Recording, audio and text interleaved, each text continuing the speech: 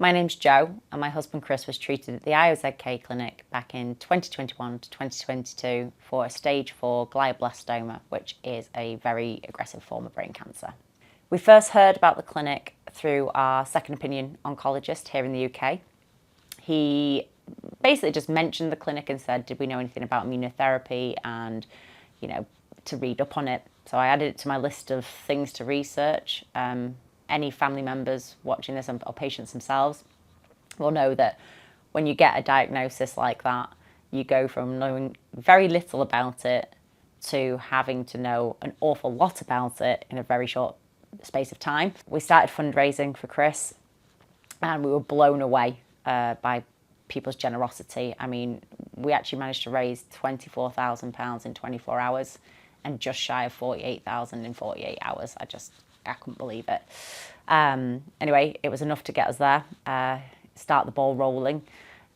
Chris had his standard treatment of care here in the UK, which is radiotherapy and a tablet form of chemotherapy. He finished his radiotherapy here, and pretty much within, I think, a week of him finishing, we were heading off for our first trip to Cologne. Because of the type of tumour and the pressure that Chris's brain was under, we couldn't fly, so we ended up having to get an overnight ferry and then driving across Germany to the clinic. And at first that seemed really daunting. I was really worried about it. What if he had a seizure on the boat? What if he had a seizure in the car? What if I can't drive there because it's overwhelming? Whatever, you think all these things. But actually it always went without hiccup. The travelling was actually probably one of the easier parts of his diagnosis, to be honest. We met the team at the IOZK. They were lovely. The nurses, so caring, so kind, so patient. The doctors, again, very kind, really knowledgeable. It just kind of made us feel at ease and that we were in the right place, in the right hands. I still wasn't quite sure what was going to happen, and I know it sounds bizarre, but you're getting so much information at once and people are telling you, we're going to do this, and I just go, okay.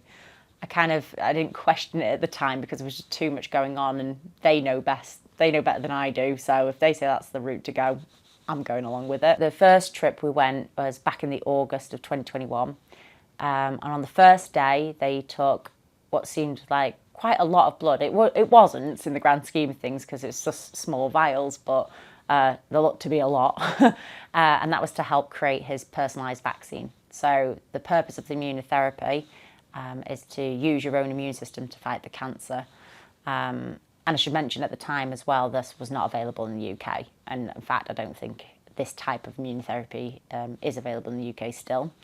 So yeah, they took all his blood, they gave him some vitamin infusions and all sorts of bits and pieces.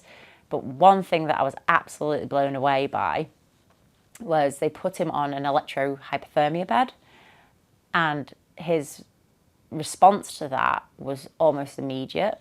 So one of the differences probably with brain cancer to other cancers is because it's on the brain.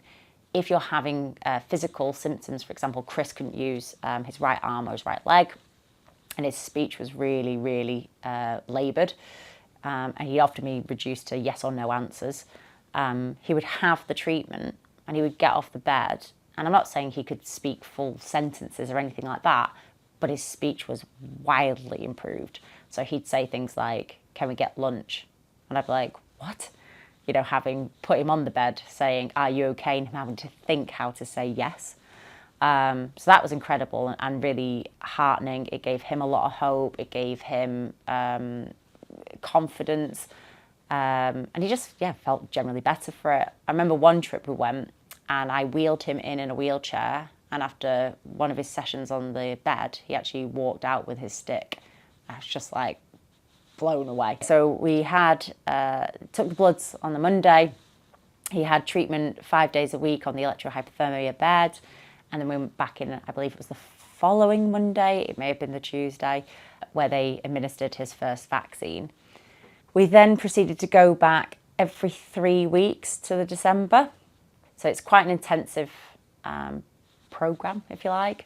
But as I say, we were seeing such benefit from it why wouldn't we want to do that? He then went down to every 4 weeks, and he did actually have a second vaccine in the May of 2022. Unfortunately, when we got back to the UK in the June, Chris had a major seizure which hospitalised him and ultimately resulted in him passing away. I'm absolutely confident that the treatment we received at the clinic was life-extending but also life-enhancing. And when you're in a situation where your quality of life is degrading so quickly and in ways you can't even imagine, having something that enhances your quality of life, even in the smallest of ways, feels huge. And I'll forever be grateful to them for that.